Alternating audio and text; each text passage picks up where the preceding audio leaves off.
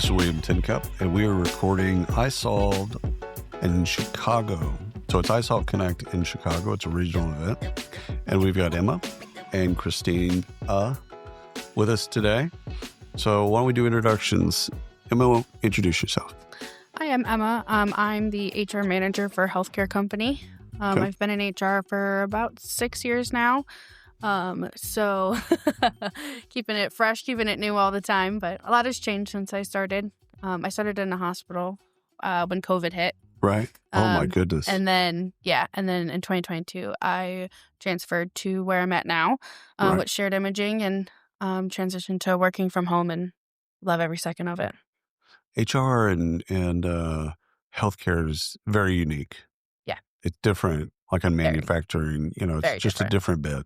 Very different people. And especially going through COVID, everyone kind of has shifted because what you had to do during COVID, like you had to step up. There was no other. Yep. That's all there was. Yep. And Wow. I stayed in person and we just trucked along All right. in the hospital. All right. Christina? I'm Christina. I'm the onboarding specialist. I've been with this company for 3 years. I've been in HR for 4 years. Right. Started off with actually going to school for filmmaking. Whoa. Yeah. Okay. And then decided that I don't have the talent to make it a career. It's more of a hobby. So I think we all start out with dreams like that. I definitely dreamed big, and reality was like, think smaller. And then I was like, what can I do with this? And I just HR. kept trying to figure it out. I wanted to go into psychology because I just love, Yeah, me too. dealing with people. Yeah. And I found that HR was kind of a niche career that like allowed a lot of talents to be. Yeah. So I love it. Well, filmmaking, what's interesting about filmmaking and onboarding is it's experiential. Mm-hmm. So you can set an experience that you want people to feel. Mm-hmm. Right? So you want them to feel certain things at certain times, et cetera. So I can kind of see the tie there. All of HR is psychology. Yes. So both of those kind of play. So it makes sense. I have a psychology degree too. Oh, yeah? Mm-hmm. Very nice. I always wanted a PhD in philosophy because I wanted to just read philosophy, different than psychology. I needed you in college. I took a philosophy course. It was not fun. Oh, I love philosophy. I do too. Like I'm one of those people. Like it was fascinating to learn, but holy moly! So what was it tough? Was it? Did you either of you take like art appreciation, art history appreciation, or anything like that? Yeah. So my undergrad's in art history. So I memorized over 15,000 works of art. Oh, jeez. Yeah. Wow. Yeah. It's funny is I did a master's, then I did my MBA, and most people look at my MBA and we're like, oh man, you got a business, you got an MBA. I'm like, right. Try memorizing 15,000 works of art. Like the MBA, granted, yes, that was easy. Yeah. That was a piece of cake comparatively. All right, so let me get into some customer questions that we have. A challenge that you're facing in HR, recruiting, payroll, benefits, and how you're working through it. So we'll start with you, Christina. Definitely recruiting, especially being nationwide and being in healthcare. Right. Very specific needs for our customer sites. That it's very hard to fill those shoes. Yeah, what's interesting is there's no loyalty, right? So a nurse practitioner will go to another job for another 50 cents an hour or whatever the bid is. Yeah. Right? And it's crazy to think that minuscule amount of money will make someone drive further or whatever. And so, yeah, I can see that. Retention, that's a retention thing, but you're talking about the front end of it is how do I get them? Yeah. Yeah. We struggle to find candidates. Oh, and again, that's been even pre-COVID. That's been an industry that's we don't make enough nurses. Yeah, we're in the imaging side. So, but we're really unique. So you have like healthcare, and then we have an extra layer because we do mobile imaging. So imagine like a semi-sized trailer. Yeah. So you have to find people who are willing to work on a mobile trailer. Right. in a small space. Right. They're working with only one other, a tech aide. That's it. There's no true, like, several people back up. It's you. You are the man of the ship. And some people love that and some people don't. Are you doing, is it radiology? Are you doing that? So we hook up to hospitals and do their outpatient stuff. Smart. And people will start in hospitals and come to mobile, but it's hard to find people who want to work in that type of, environment. It's different. Yeah, I can see that.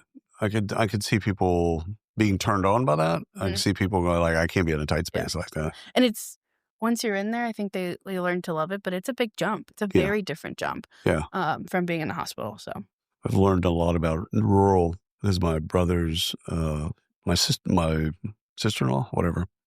She's a nurse anesthetist and she does rural. So she basically is on the road all the time, going to different hospitals, doing different bits. Yep. And that's interesting. To me, it's like, so she never has the same day twice. Yeah. That's fascinating. Yeah. Yeah. Some of our sites are, with our trailers, are stationed there. Right. Some will move. We've kind of got both. Right. But yeah, I think that's our. But you can go where the patient is, which is cool. Mm-hmm. So what's your challenge that you're working through right now? I definitely would say recruiting is one, but I think benefits is another. Right. We have really great benefits, but I think it's difficult to help people understand benefits. It's a really difficult understanding. We get it because we live it every day. Right. But it's written in Latin. Finding new ways to explain it to everyday folks is really difficult. So that's something that, in my new role, I just got promoted, a few months ago. And so really finding different ways to communicate that to make sense to them. Right. Because I just find people don't know. Well, and sometimes it's not just communicating to them, it's communicating to them and their partner. Mm-hmm. Mm-hmm. Like when I was in corporate, I didn't understand the benefits. I can tell you that. Yeah. Statute of limitations is run out, so we're good. But my wife, whenever I got home, she'd be like, okay, do we have this? Do we have that? What about this? What about that? I'll be like, yeah. I signed up for it, don't know what it is. I think I should have, but I didn't. Yes, I should have asked that question. Yep. No idea. Yep. So what's cool, last deal I did is I actually plugged my wife into the benefits lead.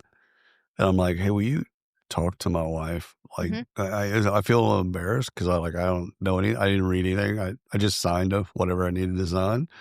And she's like, oh, I'd be happy to. Yep. So her and my wife were on text together. Yep. Oh, yeah. We text our employees all the time. It's like it was just crazy. Like my wife would, we're getting glasses for the boys.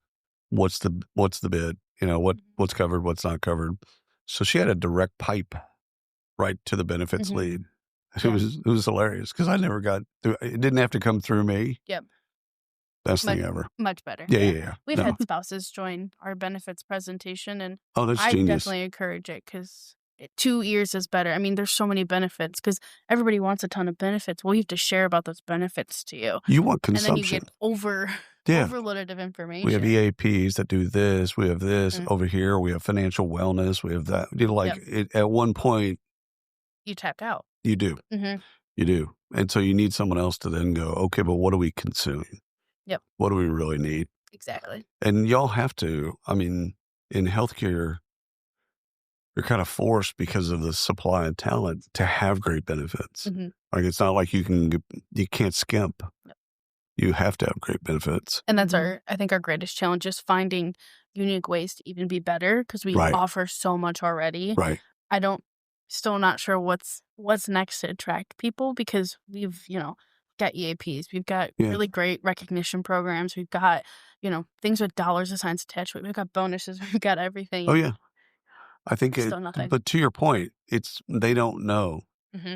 That's the problem because what you want, the CFO might not want to hear this, but what you want is consumption.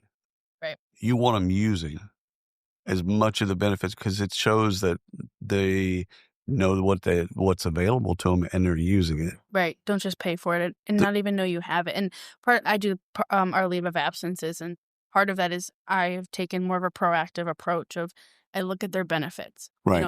You have long-term, you have critical illness, you have hospital, you have accident. Let's use those. And I'll submit those applications for them because in a time of, emergency, it's another form, another this, another that. So like I've started to take proactive and start doing that for them. So they are using it. You're paying for it. It's interesting because, they have a job that they're doing, right? Mhm. But every once in a while they'll have a question of HR. And it's like if you have them, take that moment to then educate them. I noticed you're not really consuming a lot of your dental. Mhm. Do you got anything going on there? Is there, can I help you understand the benefits? Yep. It's like whatever it is, it's just you take that moment to go, consumption. While I have you. I would say that. While I have you. I noticed. I noticed that you haven't really done anything with your benefits. Yep. All right. So that's a good one. Let's go to the next question, which is, all right, tell us about a recent win, big or small, and remind you of why you love the work. So any big win, big or small, that reminded you why you got into this bit or fell into it, whatever. Yeah, kind of how it worked. I think, so my heart is in employee relations. Yeah. The good and the bad. Tough conversations, I navigate well, but I really love the guiding questions. I like not the ones where I have to have a termination or an employee discipline, just someone calling me for guidance and support. And recently I had an employee who was just having some issues. Right. Off the record type situation, but they just called and it was just nice to talk to somebody with just humanity and just saying like, hey, this is what I would do in this situation. And, there's no record of this. We're not putting this on paper, but it reminded me the human part. Right. The human part of what we do, and that we're all people. We all have emotions, and just helping somebody and not having to be, always talking to them and educating them on something, just conversing with them. And it was nice. Yeah. It was so nice. There's so much the digital imprint in our lives, phones and everything, scrolling forever, etc. It's like actually nice to talk to a human being about a real problem that's going on, something that's really extremely important in their life, and actually helping them. Yep. That's cool. And it was nice. It doesn't escalate. They came early, and I think it was part of that trust piece, right? They trusted our HR department enough to call us and say, hey, I'm having this issue. How would you navigate it? And to me, that's the biggest win. I've had that in sexual harassment, not claims. It hadn't become a claim or an investigation yet, but a person's become aware of something, and they've closed door, like, hey, I think this is happening. Yep. I don't know, but I think pretty sure this is like happening. 99% sure we've got an issue. Haven't walked in. Yeah. However, pretty sure you might want to look at this.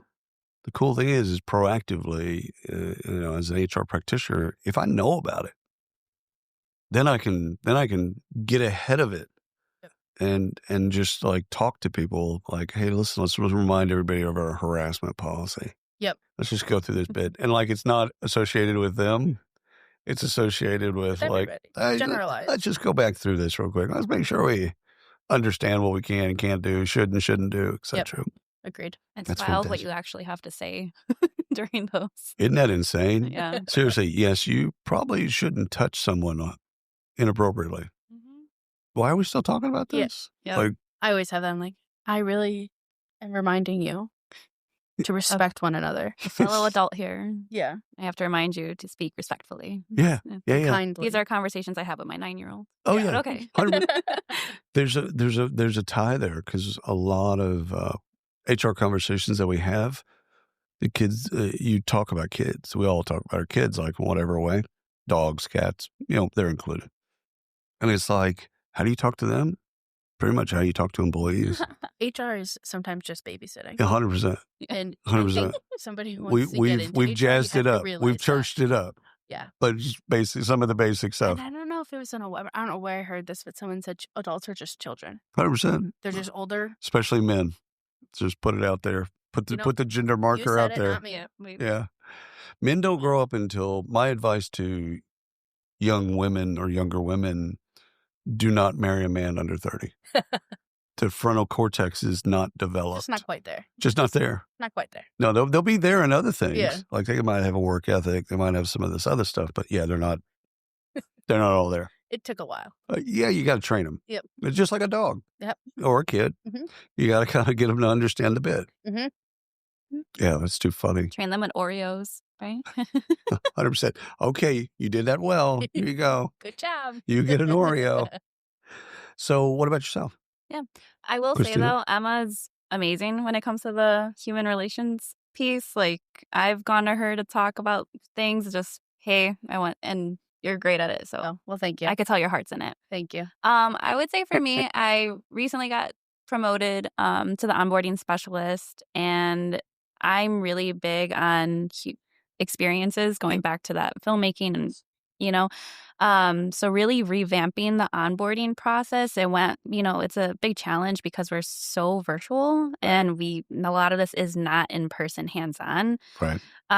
So taking those moments to really engage our new hire, to introduce myself, to really get them excited to start, to daily contact with them, making sure they're engaged, making sure they're understanding the next steps and expectations. I can tell that it's really made a difference just hearing what it was before to what it is now. Right. The big difference. And also recently I had a new hire who texted me, and just the fact that she was comfortable enough to even text me, like, I'm really anxious for my first day. And I was like, yeah, girl, totally understandable. I'm gonna, like, what questions do you have? How can I help you with that? And she's just like, I just don't know what to expect. And I'm like, all right. And so I reached out to her manager and I let her know, like, your manager's going to call you today to give you some insight. And it's okay. It's okay to be transparent, and 100%. It's okay to be anxious. In fact, if you're not anxious, I almost don't trust that. You know what I'm saying? Like, don't be too confident. Go ahead. I'm on the other side of this. Like, you got to have a little butterflies. Yeah. I mean, they don't have to be overwhelming, but if there's not butterflies there, you might. Yeah, you might not and be right. There's just so much, and again, with our uniqueness of our business and how they go through our onboarding, but then they have to go through the hospitals too. Mm-hmm. Oh yeah. So their first double day dip. with shared imaging is one day. Their first day on the hospital side is one day, and their first day on the unit's a third day. So they go through 3 first days. By the time they get that last one, they're definitely like, oh my gosh. I get it. Ready. Let's go. I understand. I got the mission, vision, values. Yeah, we're good. So stop. It hurts. You're standing on my chest. Exactly. Yeah. So they go through 3 first days, which makes the whole process anxiety ridden. Well, and it's also, but the cool part of that is you're reinforcing things. Mm. So in each one of those, you're reinforcing some of the stuff, which is good. Yeah. Here's what we believe. Here's what we need you to do, etc. I think some of that is really important. Onboarding for me, if recruiting is the romance phase, right? Onboarding is the reinforcement phase. So it's like your first couple of years of marriage. And then it never ends, really. If you do onboarding correctly, you're always onboarding. Yeah. Because you're basically checking in at 3 months, 6 months, 9 months, a year to make sure, do you have any questions? Are you good? Yeah, how are you doing? A 30, a 60, and a 90-day check-in. Yeah, and then great. we do a mid-year and an annual. But yeah. It helps because they will come to you with basic questions. Like, I don't know how to get an email address for so and so. Like basic stuff's like, oh yeah, here, let me show you how to do that. Yep. And so yeah, that's very cool. We found that in benefit enrollment, they won't reach out if they're not sure how to enroll in benefits. And we go over in orientation, but so much information. 100%. So we implemented this 30-day, and the first question I always ask, have you enrolled in your benefits? Oh, I didn't know how to do that. And I'm thinking, why didn't you just call one of us? They don't want to bother you. They don't want to bother you. You're so busy. You're so busy. Didn't want to bother you. It's like somebody says, like, I don't want to bother you. I'm like, that's what I'm here for. Yeah, bother me. That's the job. Bother me. Yeah. Actually, you need a T-shirt. Yeah. She can just say, bother me. Bother me. So one of the things about benefits is also, when they have a life event, have a child, divorced, married, whatever the bit is like they might have understood their benefits and now there's a new understanding, whatever that may be. Yeah, or status changes, part-time to full-time. Right. We do benefit presentations for each of those groups if they want it. Right. They can always opt out, but because it changes, your healthcare as an individual is different than a healthcare with a spouse and healthcare with a child. Your needs are very different. That's right. And, we offer a lot of medical plans, which is great, but it's information overload at the same time. Oh, yeah. No, there's a tap out period. I think about 2 hours. Yeah. Oh, yeah, you could see it. Like when they're on the camera, you could see it. I'm like, so how you feeling? Like, you need to grab some water? You need to stretch your leg? And they say no. I'm like, they're like, no, just keep going, please. Tell us. Make it stop. Make it stop. Sometimes I want to be like, I need a break. Can we break? Like, what's your safe word? Yeah, exactly. Just make it stop. It just hurts. I always like those first day jitters. Like, you don't want to be a bother or a burden. And it's like, no. That's the gig. Raise your hand. That's the gig. Say, tap out. I need 15 minutes, please. All right, let's do this question. If you could offer one piece of advice to someone just starting in HR, what would it be? And we'll start with Emma. I usually do this question as your younger self. Like if you could go back, do that bit. Now how I've progressed in my career, I think I would have confirmed what I did when I was younger is be willing to learn. Right. And because HR is different every single day. 100%. And the laws are always changing. And especially if you're in a multi-state position, like our company we deal with California. There's a ton of California laws. And so be willing to just soak it all up, because the best way to be an HR person is to know all the portions. Right. Because nothing is worse than siloing and having to get pushed around. Oh, I don't do with that. You've got to talk to Christina. I don't do with that. Right. You've got to talk to so-and-so. At least you don't have to know everything, but know the basics. Right. This is what I think, but to go deeper, you need to call so-and-so. But be well-rounded, because that will make you successful with your employees to create a better experience. I've often thought of that as being curious. Mm-hmm. It's like just being curious, like professionally curious, because it's just like you're trying to figure stuff out and work things out in your mind so that you can then help other people work things out. And everybody wants to be perfect. When you're starting your career, right? You want to be perfect. You want to be great. You want to be wonderful. Mm-hmm. Don't be great. Don't be wonderful. Oh, no.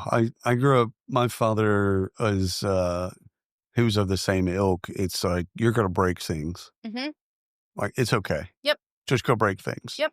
So I did that with both my boys the same way. I'm like, listen, most of your peers are going to try to be like perfect because their parents want them to be perfect.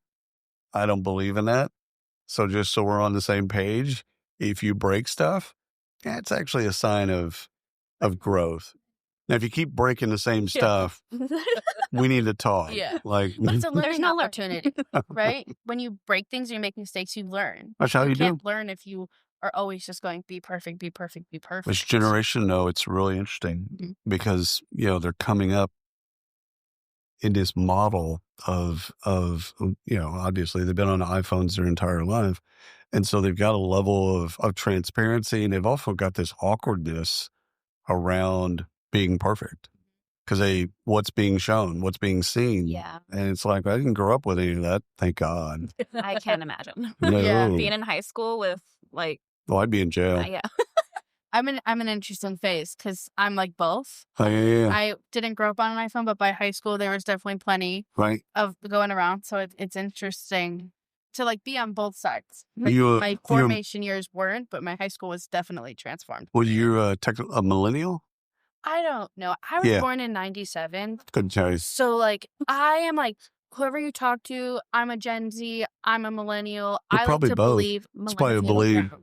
Because when the internet took off, I was younger. Right. But now, I'm very technology literate because that's just what we grew up in. Right. So I'm kind of both. I'm Gen X, but I'm at the very end of Gen X or the beginning of Gen X. So it's kind of like I have my father's work ethic. Yep. So boomers had crazy work ethic, which is probably not healthy. Just work-life balance. Right. Yeah. Yeah. I don't know what that is. That's funny because I was just having a conversation with my ex-in-laws about this because I let my son and daughter stay home from school one day, 2 days, because they didn't sleep well. Yeah. And they found it completely unbelievable 100%. that they weren't sick. And I let them stay home. And I was like, I do not want their worth to be tied to their productivity. 100%. It is based on how they are as humans. That's my son will lobby. He'll lobby because they have half days at his school. They have the last Friday is a half day. And every month without fail, You say, Friday's it's kind of like, will you get to the point? Like, what do you don't want to go, right? Yeah, exactly. It's a half day, and we really don't do anything. I mean, it's a bunch of team building and stuff like that. He has like a whole presentation for you of why you shouldn't. Pretty much. I'm like, so you're saying you don't want to go to school on Friday? Yeah. Yeah. Okay. Like sometimes I don't want to go do things either. 100%. 100%. I like the being tied part. That's really, or not being tied to. And is it worth their time? Right. You know what I mean? Like, could he be doing other things that are more productive? Oh, no, he's just going to be on Xbox. Well, yeah, and then there's that. It's good for his mental health. Life's about balance. It's about balance. Although now he's built a fashion line. He's built a fashion brand. Oh, and so he's got clothes. Nice. And look at him. So he's doing things. He is doing things. It's crazy to think of because like half of his time he'll be at his laptop designing clothes. And then half the time he's on his Xbox playing Forza or whatever, something over there. So, yeah. He's the creating. He is. Very creative. They just, my wife ordered a bunch of stuff just because they want to test out manufacturers. Mm-hmm. And ordered a bunch of stuff so it came in. It's like, this is actually pretty cool. That's cool. It's just interesting. So, yeah, everybody's got something with their kids. All right. So let's try this one. We'll make this our last.